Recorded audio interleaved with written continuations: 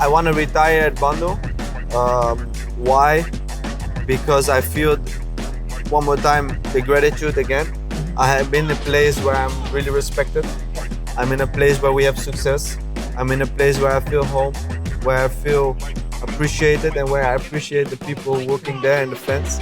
The management and everyone also think the same, and we can make a good win-win situation for both of us. But I mean, the simple answer is yes.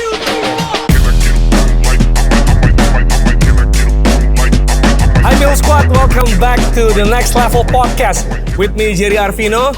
It's long overdue, udah lama banget gue menunggu momen-momen ini karena sebenarnya gue janjian sama orang yang bakal ngobrol sama gue ini udah maybe more than 4 times or 5 times. But he's so busy. But akhirnya sekarang udah bisa ngobrol lagi. Here with me a good friend of mine, Indonesia's Beckham. I mean Indonesian version of David Beckham because Beckham Putra is his friend. A very nice person who said ball as the first word as a baby when he still learned how to talk. Good to see you again, Marc. Oh, thank you. Right? Good to see you. Is Yes, that true? that's very true. That's very true. You did the research. Yeah. Yeah, so you meant to be footballer Yeah. because you said ball, right? Yeah. I think it was the destiny.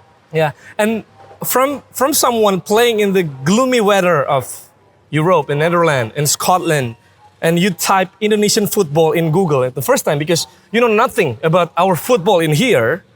So can you describe what Indonesian football mean to you right now?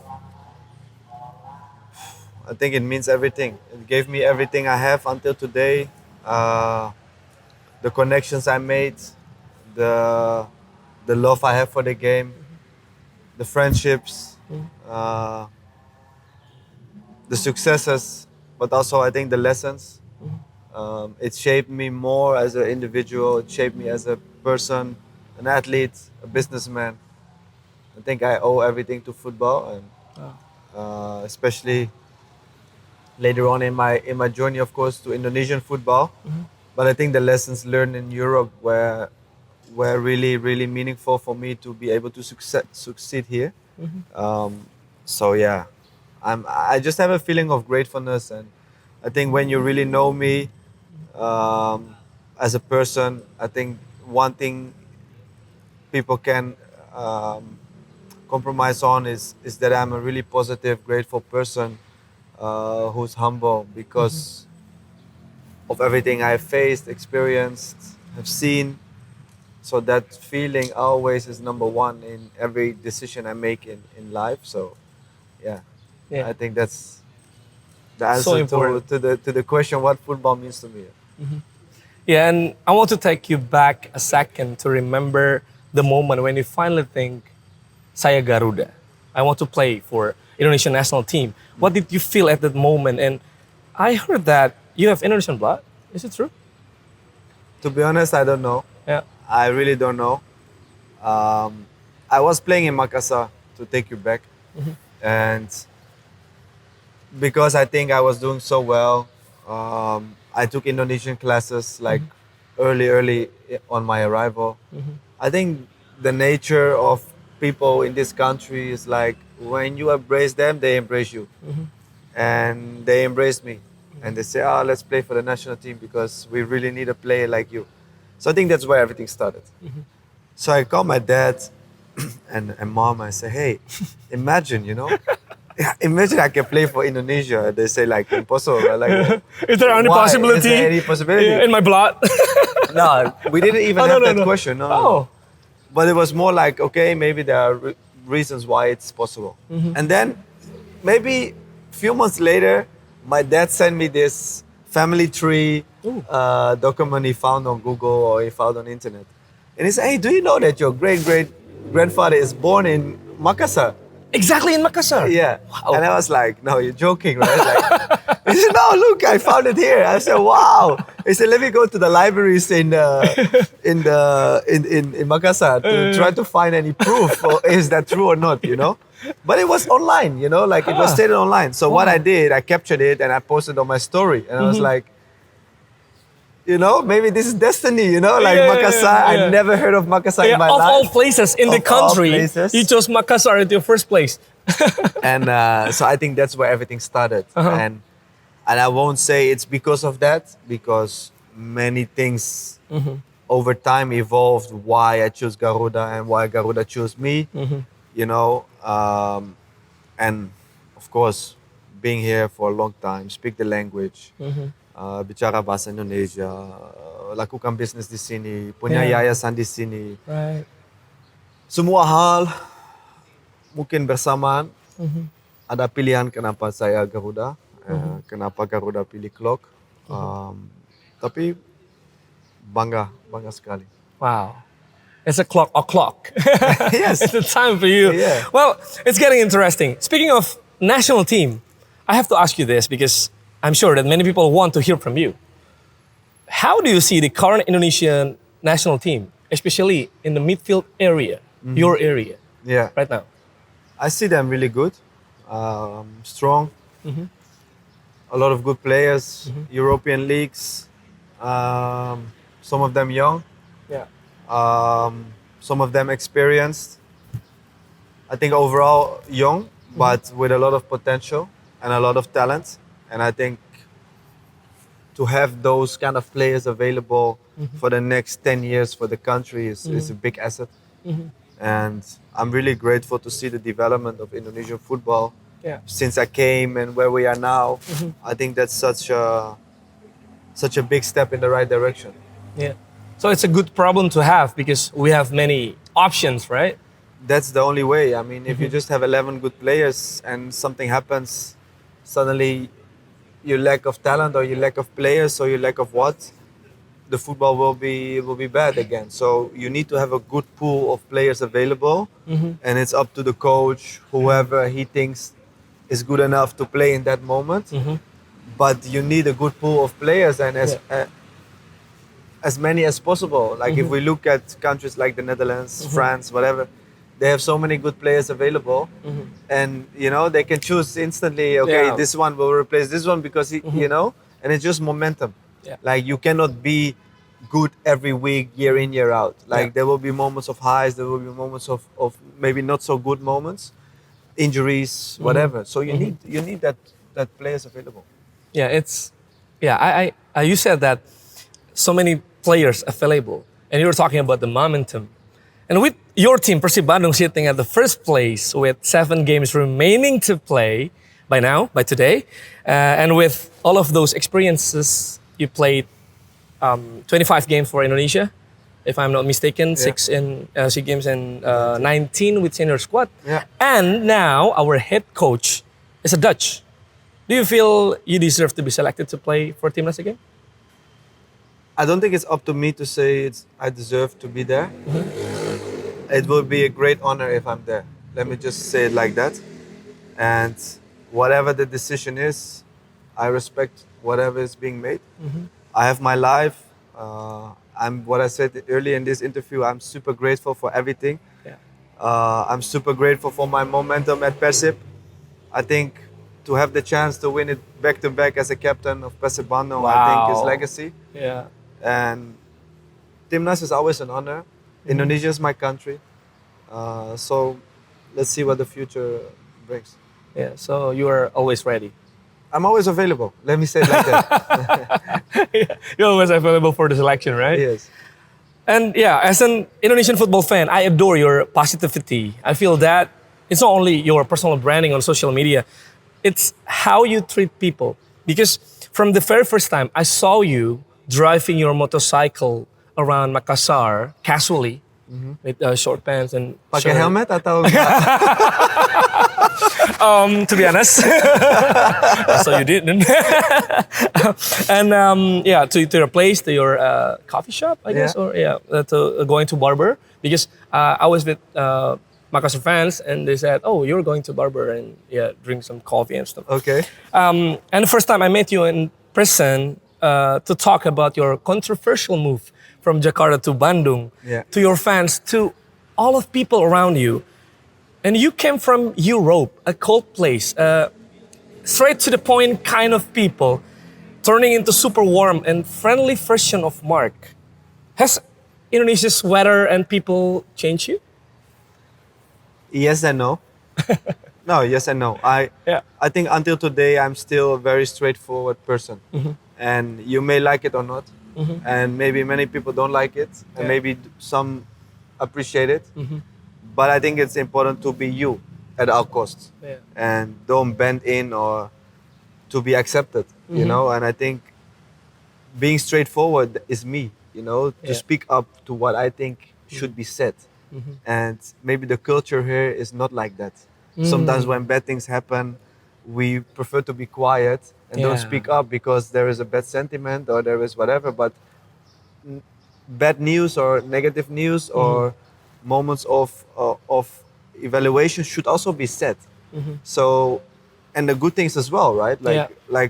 But it's not always only good or always only bad. I think it's just the honesty and the transparency. Like, okay, whatever needs to be said needs to be said. And I think being straightforward. This is me since a child till today. That's still me. It makes you who you are. Yeah, it makes me who I are. And it has to be true because sometimes the media, misleading to the different. Yeah, but not only the media, also in real life. Like if we have a conversation or in front of the camera or without cameras. Like some people get you wrong, right? Sometimes. And that's up to them. I know what I mean. Yeah, we know what you mean. Yes, but I mean also if you speak about the warmth of Indonesia, like I think one thing what has changed me is the way I approach life, is the gratitude in my daily life, is to be positive at all costs, because sometimes we are so, as humans, especially Europeans. And maybe Indonesia a bit less, but I think it's the nature of the human being is to always want more, to always chase more. When you have 100.000, you want 1 juta, but when you have 1 juta, you want 10 juta, and it's never enough. When you win 1 trophy, you want another trophy. Back to back. And then you want another one. Yeah. But sometimes to just stay in the moment and say, look what I have. Look what... We are healthy. We have friendly people around us. That's real rich, and that is real gratitude. And to stay in that moment is something I have learned by being in Indonesia, because I've seen so many people with absolutely, let me say, nothing, and they are so happy and they are so positive. Yeah. And that inspired me to change that in myself as well. So it's a yes and no. Yeah. Because you're still the Marc Klok, which straight to the point. Yeah. And you have your principle. Yeah. But also warmer and more friendly. For right? sure. Yeah. Yeah. And of all the places in the country, I said it earlier, you chose Makassar as your first place to play, and made a controversial move from Jakarta to Bandung, but successfully win a title everywhere you play. Yeah. From Ewak Klok, Jack Klok, and maybe now Captain Klok. How could you continuously adapting so well? I think it's the mindset. It's a different culture. It's a different people, culture, of course. Different coaches.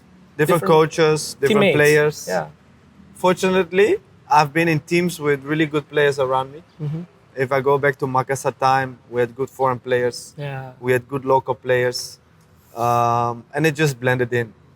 Persija at that moment, it was chaos moment, but suddenly somehow we had really good players. We had a good squad. COVID came. Yeah, we still managed to win something. And we managed to win something. What was not easy. Yeah. After 1.5 years without football. Until today, I'm most proud of that trophy. Yeah. I mean, also, of course, the league and whatever. But you know why that one was so difficult? Because we didn't play football for 1.5 years. Yeah. We didn't know if there will ever be football again. Ever, like there was zero...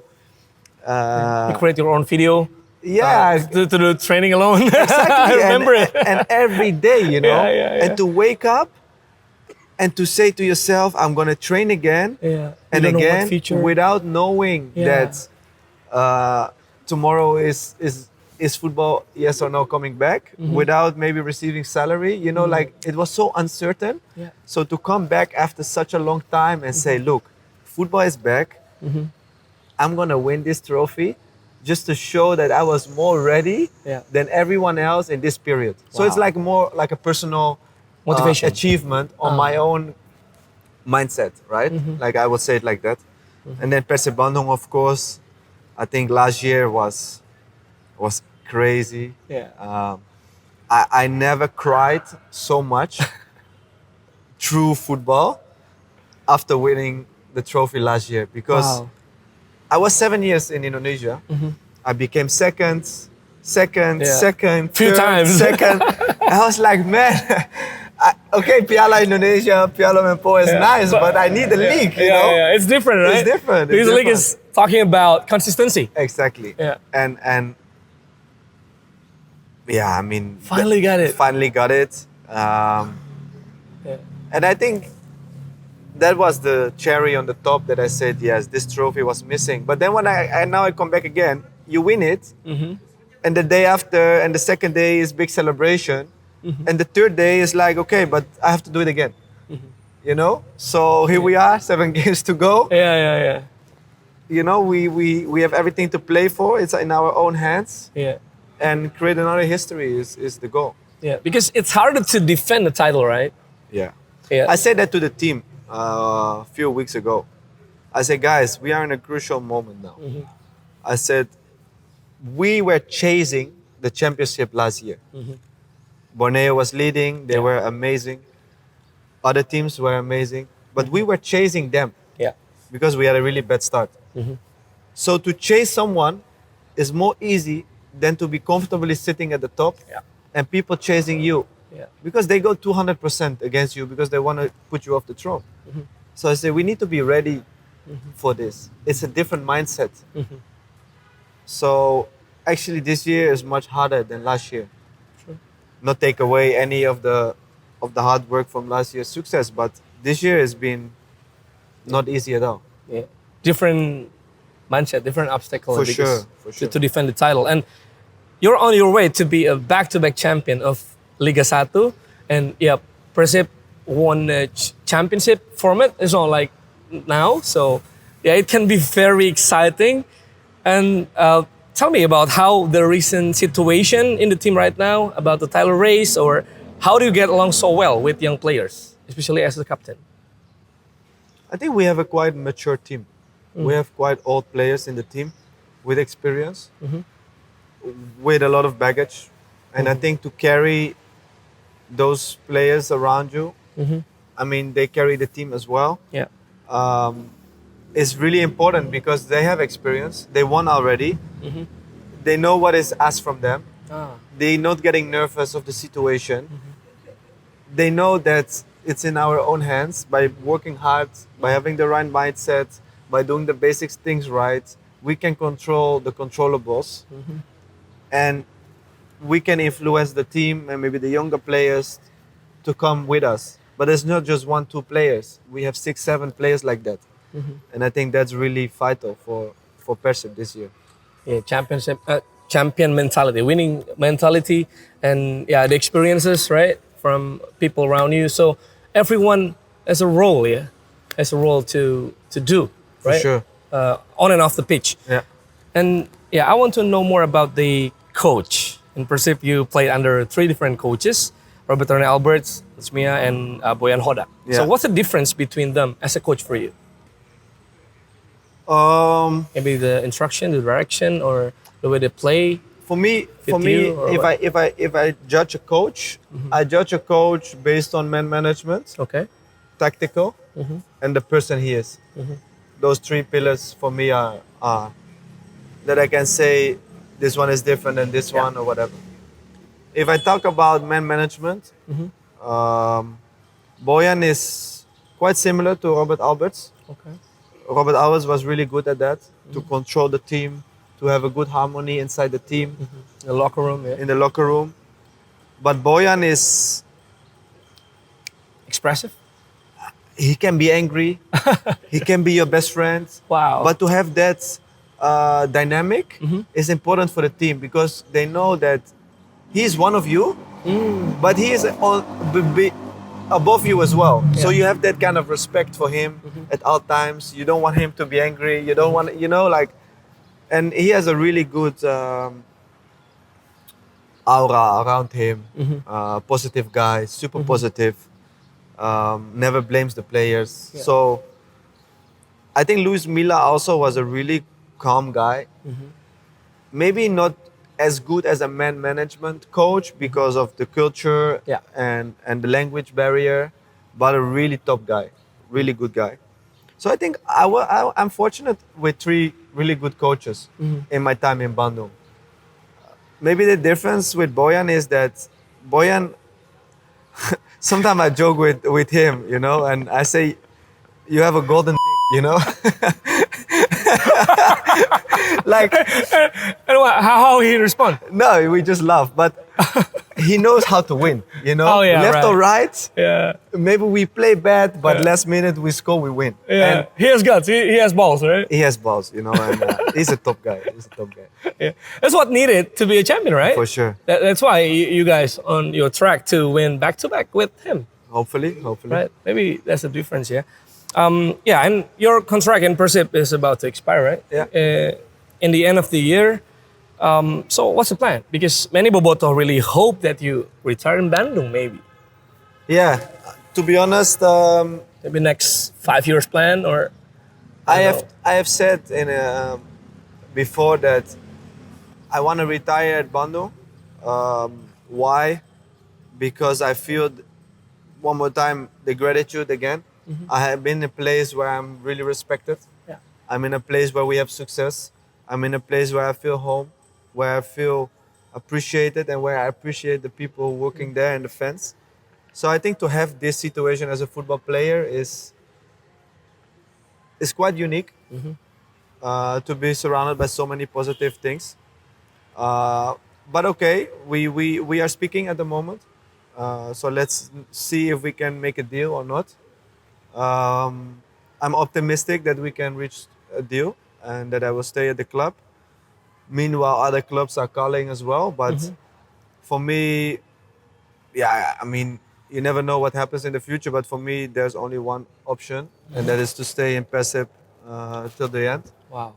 But yeah, let's see if if the management and everyone also think the same, and Yeah. we can make a good win-win situation for both of us. But Yeah. I mean, the simple answer is yes. Yes. You know, biru di hati. So Yeah. let's continue. Yeah. Yeah. Because we just can control ours, right? I mean, we speak for a national team. You are ready and you are available, but it's not on you to choose, right? It's like Persib, you want to stay, but it needs two ways. It is both to agree. For sure, and And the to deal. biggest factor for success is if there is mutual Yeah, mutually. benefit and mutual happiness and Yeah. mutual togetherness and collaboration. And that's why my success at Persib right now has been so good, because there's mutual understanding and respect by both parties. Why is my collab with Mil so good? Because there's there's mutual Mutual, yeah. benefits and Yeah. understanding of each other, and I think that's the key to any successful collaboration. It needs to be respected and appreciated by both parties, not just only one. And what I said, I'm fortunate enough with my with the situation at Persib and the people there, and I'm really happy. Yeah. So whatever the future holds, all we see and feel is your legacy, as you said earlier. You're manifesting it to dream, achieve, and to dream, believe, and achieve. Yeah. You built Marc Klok Foundation. You helped to make over the schools for children. You created MK Label. You built your Mark Talks and stuff and your business. And the newest project, MK's Blueprint, which captured the essence of what drives you to excel on and off the pitch, with 23 fundamental principles that define your journey and mindset. So, Yeah. what do you want to tell the people about this? First of all, I want to bring a collection which is available for everyone. Not people who like me or love me or are my fans. I want to create a collection for everyone. Even you don't like me and you see the product and you're like, hey, I know Mark is Persib, I'm Persija or Persibaya, but damn, the product is so good. I want I will it. buy it because this one is Yeah, so the earlier version, right? Yeah. The That was OG the one. first, the OG.